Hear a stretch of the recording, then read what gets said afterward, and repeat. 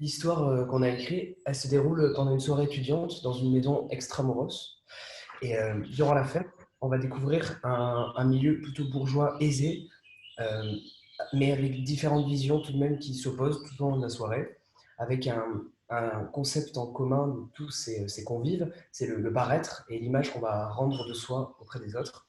On a totalement essayé de pointer du doigt l'influence du groupe et la pression sociale qui est assez compliquée à gérer. On a aussi voulu pointer du doigt cette homophobie non assumée, assez subtile et détournée, qui est assez et tout aussi dévastatrice. D'ailleurs, si on a mis une fin ouverte, c'est aussi pour montrer que le combat n'est pas fini, qu'il nous reste encore des progrès à faire sur ce sujet et que tout ne se termine pas bien, malheureusement.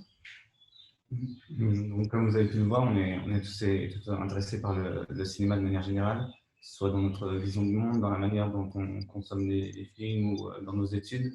Et je pense que c'est pour ça qu'on a participé au concours. Et il y a quelque chose qui a été très intéressant, c'est que quand on a commencé à écrire le scénario, on s'imaginait en même temps le film dans nos têtes. Et du coup, on a déjà commencé à anticiper, réfléchir à une mise en scène. Comment vous êtes passé de votre intention initiale à ce scénario? 2, comment vous avez réussi à travailler ensemble pendant le confinement? Et 3, qu'est-ce que vous attendriez d'une équipe professionnelle? Voilà. On a aussi peut-être la volonté de vivre un tournage. Ouais, on a l'habitude de faire des petits courts-métrages, des petits tests avec nos téléphones. Mais un vrai tournage, je pense que c'est ce qui nous intéresse aussi, de vivre cette sensation-là. Et du coup, je voulais revenir à cette question de l'homophobie pour savoir ce que vous en faites du coup dans votre scénario tel qu'il est finalisé.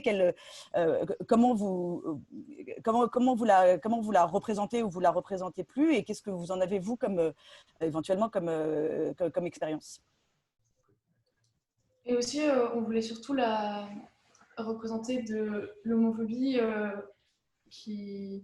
tout ce qui est discrimination qui se construit petit à petit et qui détruit sur la longue durée quelqu'un et toutes ses connaissances, et qui va beaucoup l'influencer sur le rapport qu'il a avec lui-même.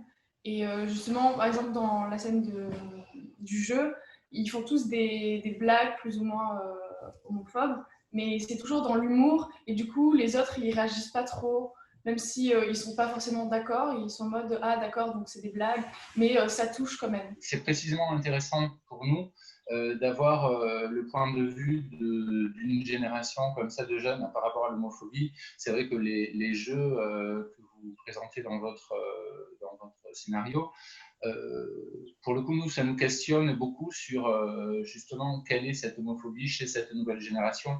Enfin, est-ce qu'il y a de l'homophobie, est-ce qu'il n'y en a pas?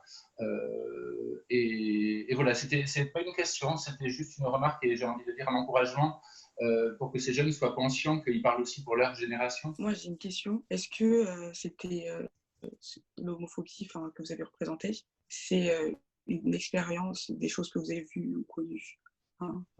Moi, c'est mon expérience de l'avoir annoncé à mes amis. La plupart ont bien réagi parce que j'ai essayé de m'entourer au fur et à mesure du temps avec des gens que je considère bien, des gens tolérants. Mais il y a toujours cet inconnu qui va venir te voir et qui va te dire bon, toi, tu n'es pas pareil que moi parce que tu aimes les hommes, parce que tu as déjà parlé de tes expériences sexuelles avec des hommes et que ça a posé problème. Voilà, il y a vraiment eu beaucoup de jugements pour ma part, mais ça ne m'a jamais blessé parce que je ne me sens pas gay, je suis vraiment plus ouvert à tout. Je pense qu'on a vraiment écrit des personnages qu'on connaissait et qu'on a déjà côtoyés. Et je pense que cette soirée, là, moi, j'ai dû sûrement en vivre une comme ça aussi. Carrément, ouais, bien sûr. On se faisait la réflexion hier, on a tous vécu une soirée comme ça. Ouais, bien sûr. Et ça, on parle de choses qu'on aurait pu voir dans les gens de notre âge, en fait.